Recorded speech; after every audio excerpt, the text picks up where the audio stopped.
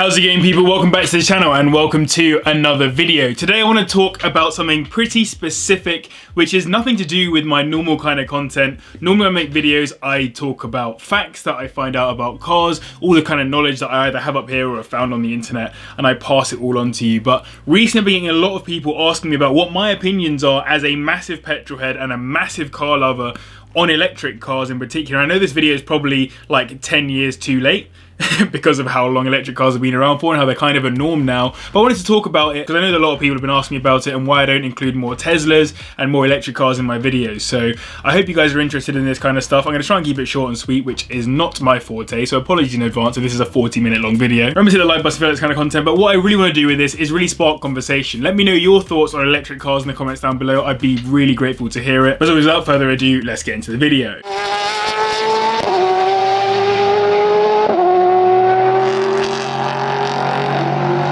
So electric cars have been around for ages. I can remember as being from London, G-Whizzes being around like the 2000s and whatever. They've been around literally for ages. In fact, I think one of the first ever electric cars was literally built in like the 1800s or early 1900s by Mercedes-Benz.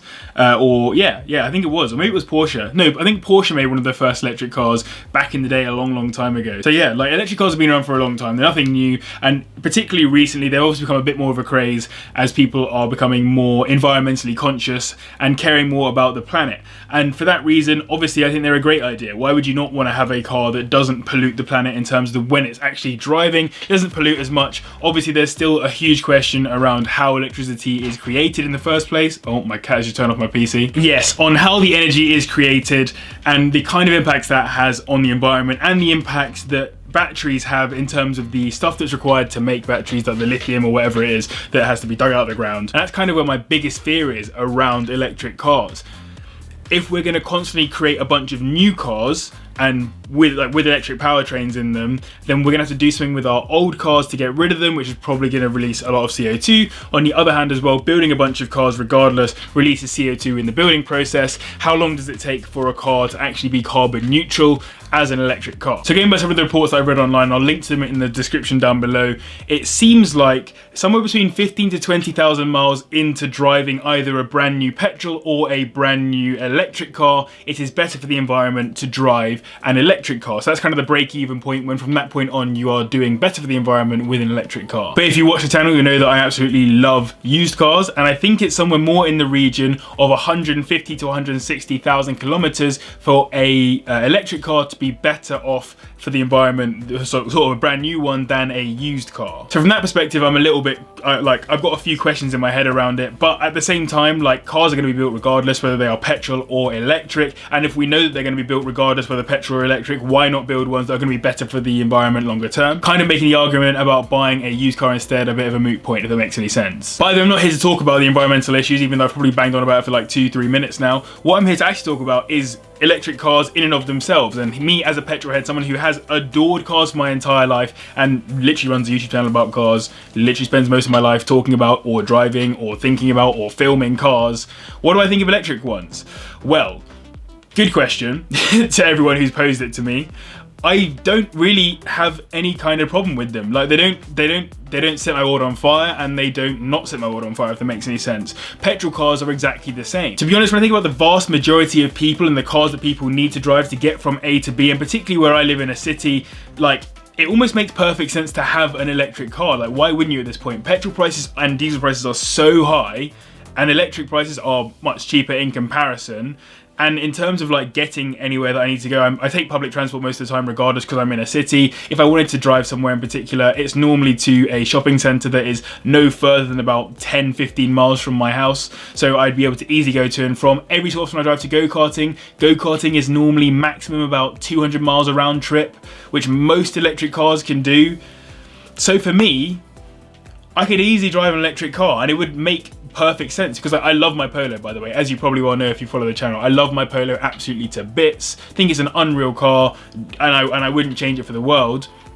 but there's no reason why I couldn't do all the things I do in my Polo in an electric car instead. I have no interest in the noise that my Polo makes. It is literally a 1.2 litre inline 3 engine that makes no particularly interesting sound. I really wouldn't mind having to park the car up in the evening to charge itself. It would work perfectly for my lifestyle because, as I say, I don't do too much driving at the moment whilst living in London. And yeah, like, I really wouldn't have, it wouldn't take anything away from my life to drive and own an electric car. I really don't, I can't find a problem with having one from that perspective. And if we go up the chain from cars that like we all could own, as in cars to just do our day-to-day tasks and do the important stuff for us, and then we go on to cars that are more enthusiast cars, I'm not a huge fan of Tesla. I'm sorry, I've been around a lot of Teslas and I've been in some Teslas as well. And one of my very good friends recently bought a Model 3 and it is rapid. Like, as in, it is so quick. And you gotta give it to him for how quick it is. But the thing is, I got in his Tesla, we launched it down the road, crazy speeds, all in Mexico obviously. Like, the thing was mind-bogglingly fast. Then we got in my MX-5 and we did the exact same thing, and it's nowhere near as quick to 60, but even he said it was way more fun. And yes, they are two very different cars. An MX-5 is a fun, or particularly mine, a fun little track car that is meant to be crazy, loud, annoying, and enjoyable on track. The Tesla Model 3 is an executive car basically. So yes, of course, it's a hard comparison to make, but in terms of like that fun factor, the petrol car with the loud noise, with the huge whine from the supercharger, with all the love and effort that had gone into it in that time, it was a more emotive and interesting car from that perspective. And then going back to Tesla specifically, I've seen all the build quality issues. I realised them as well, having seen the build quality issues on some of the cars. They've never really been my thing, so I don't hate them or anything. I'm not a Tesla hater. I've just seen and been around a lot of them and I haven't been that interested. And also, I don't like the interiors. Like, I don't like the big tablet. I find it a bit distracting. Someone in the comments once said that the interior of a Tesla looks like an unfurnished flat, and I cannot get that sight out of my head. But ignoring Tesla for a second, there are plenty of very cool electric cars that I really do like and would own myself. I'd love a Rimac. Rimac would be so sick to own. Like, that is basically owning like a Koenigsegg or a Bugatti from the electric world. That crazy Neo as well, just, it looks insane. Like, all of these different electric cars, I think they're pretty cool. Sadly, I am one of those people that will always prefer the sound of an engine over the sound of an electric car. It just does a lot for me. A V12, a V10, a V8, a V6, an inline 5. Like, all of those different engines have such specific sounds. They sound amazing and they're music to my ears, which I don't get through an electric car. And that's one of my biggest problems with them, which isn't a good enough problem to have with a car if the car is there for the purposes of saving the planet. If there's a choice between saving humanity and the planet and having nice noises to listen to, you know which one's got to be more important. But I still find it a shame. I do love those noises and they've been with me forever, and like the sound of an Audi Quattro inline 5 turbocharged scorching its way through some Finnish forests will one day disappear. The other reservation I have is modifications, because of course you can modify cars in terms of suspension, the interior, all of the fun stuff like that, but when it comes down to actually modifying an engine, like, we supercharged my MX-5 and that's been a really cool experience and I've learned a lot from it, and the car is now really fun and rapid as a result of it. I have no idea what you can do to a battery and a motor to make it faster, and also whether or not I would do anything to those, or whether or not it's safe to do anything to bro, I have no idea. I think that would be a shame.